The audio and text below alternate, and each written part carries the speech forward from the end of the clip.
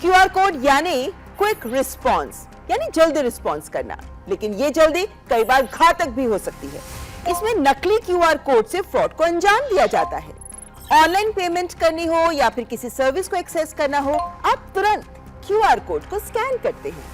लेकिन अगर किसी क्यूआर कोड को आप स्कैन करें और वो स्कैम यानी नकली निकले, तो एक कोड स्कैन करके आपके तमाम डेटा को कॉम्प्रोमाइज किया जा सकता है।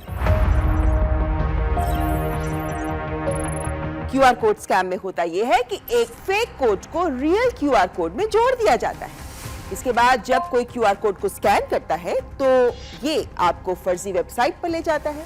फिशिंग वेबसाइट में आपकी पर्सनल इंफॉर्मेशन चोरी करके आपके बैंक अकाउंट को खाली किया जा सकता है, या फिर आपके फोन पर मैलवेयर इंस्टॉल करके भी आपका फोन हैक कर सकते हैं, या फिर ये घोटालेबाज आपकी payment sites, social media accounts को एक्सेस करने के अलावा आपके ईमेल से संदेश भेजने के लिए भी इस नकली क्यूआर कोड को यूज कर सकते हैं। आपने देखा होगा कि दुकानों पर कई सारे क्यूआर कोड्स होते हैं। स्कैमर्स इन्हीं के बीच फेक कोड्स भी चिपका देते हैं, या फिर असली पर ही नकली क्यूआर कोड लगा देते हैं, या फिर एसएमएस, ईमेल से भी फिशिंग लिंक की जगह क्यूआर कोड्स भेज रहे हैं। जैसे कोई यूजर इन कोड्स को स्कैन करता है, फ्रॉड का शिकार हो जाता है। इसी तरह किसी भी यूपीआई लेन देन के लिए भी क्यूआर कोड का प्रयोग किया जाता है, तो पहले हमेशा यूपीआई पता और प्राप्तकर्ता के नाम की पुष्टि जरूर कर लें। इंटरनेट की दुनिया में भी सावधान और सतर्क रहें।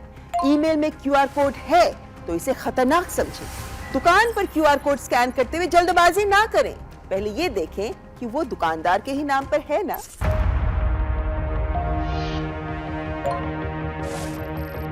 ऐसी बहुत सारी ऐप्स हैं जो आपको पेटीएम ट्रांजैक्शंस स्क्रीन क्रिएट करके दे देंगे, या कोई भी यूपीआई ट्रांजैक्शन फेक क्रिएट करके दे देंगे। अब उन तरीकों को क्रिमिनल इस्तेमाल करता है, तो वहाँ पर वो चीज़ें यूज़ होती हैं। या आपका फर्जी स्क्रीन दिखाकर कहेगा कि साहब मैं ना एक काम करता हूँ, मुझे कैश चाहिए कुछ अर्जेंट, तो आपके पास कुछ 5,000 रुपये कैश होगा और मुझे कोई एटीएम नहीं है आसपास, मैं आपको पेटीएम कर देता हूँ और आप मुझे 5,000 कैश दे दीजिए। तो आप 5,000 दे दिया, उसने तुरंत, देखिए हो गया ना, थैंक यू सो मच।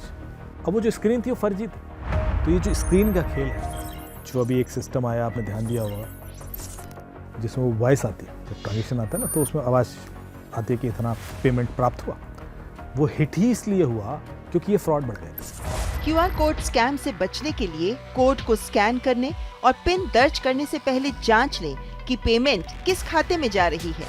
संदिग्ध क्यूआर कोड की पहचान गूगल लेंस से भी की जा सकती है। क्यूआर कोड अस्पष्ट हो तो उसे स्कैन न करें। दुकानदार क्यूआर कोड प्रतिदिन चेक अवश्य कर लें।